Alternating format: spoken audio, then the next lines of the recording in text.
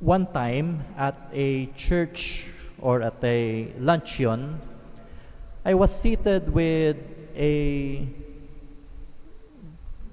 religious, lovely, respectable couple. And then at the middle of the meal, yung gentleman said, "Father, I'd like to ask you a question that has been bothering me." "What is that?" sabi ko. Sabi niya, both my parents have already passed away. Si tatay sa ganitong edad, si nanay ganitong edad. And they were religious people. They were very good, both as faithful followers of Jesus and as citizens of this country. So in my heart, we, the children, believe that they are already in heaven. Sabi ko, that is very beautiful. However, sabi niya, I do not understand the last judgment. Because if I believe that my parents are already in heaven, what will happen on that day? Will they be judged again? Is there a possibility that those who are in heaven will be given a different judgment, a reversal, at sila'y mapupunta doon sa impyerno? I don't understand this church teaching. Ang sabi ko, this is how we Catholics look at it. We believe that everything that God has made is good. And by everything, I mean everything. Nasisira natin ang kalikasan. We succumb to evil. We are frail. But at the last judgment, we believe that the Lord will restore everything. The nature that we have destroyed will be given back to God, and He will fix what we have destroyed.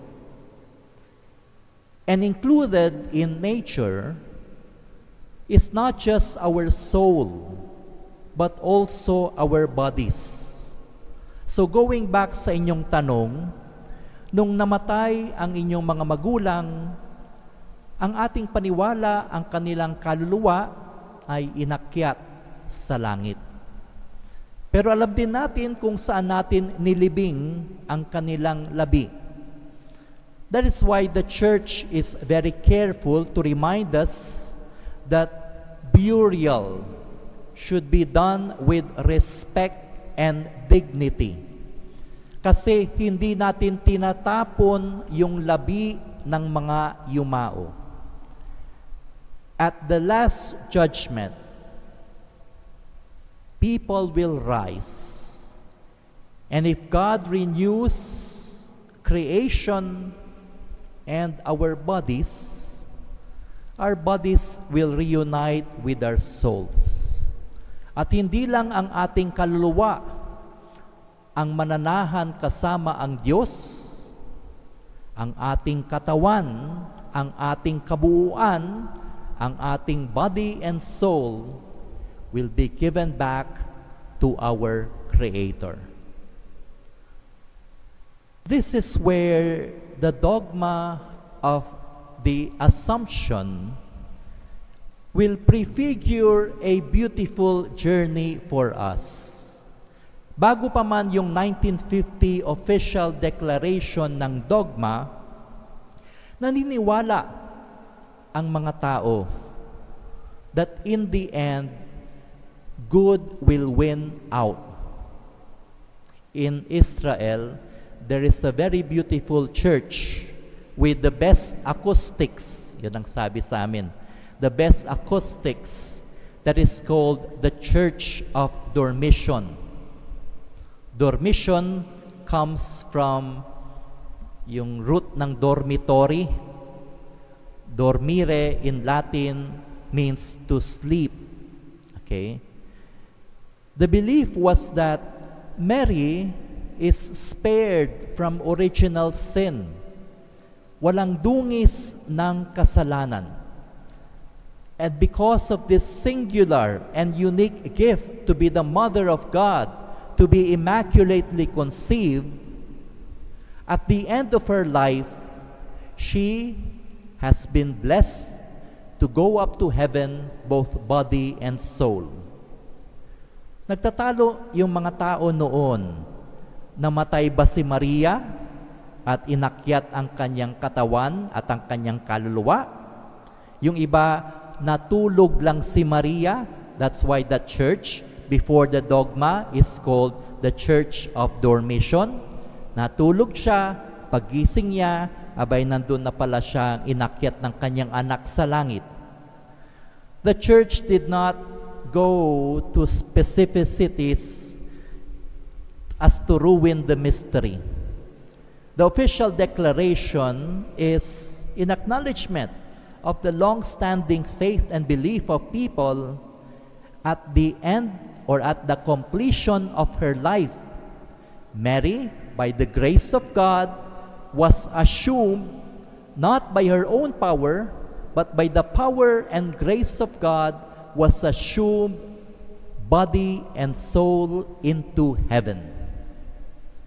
What does that tell us? That in the end, God's goodness will reign. In the end, everything will be given back to our Creator. In the end, God will fix our brokenness.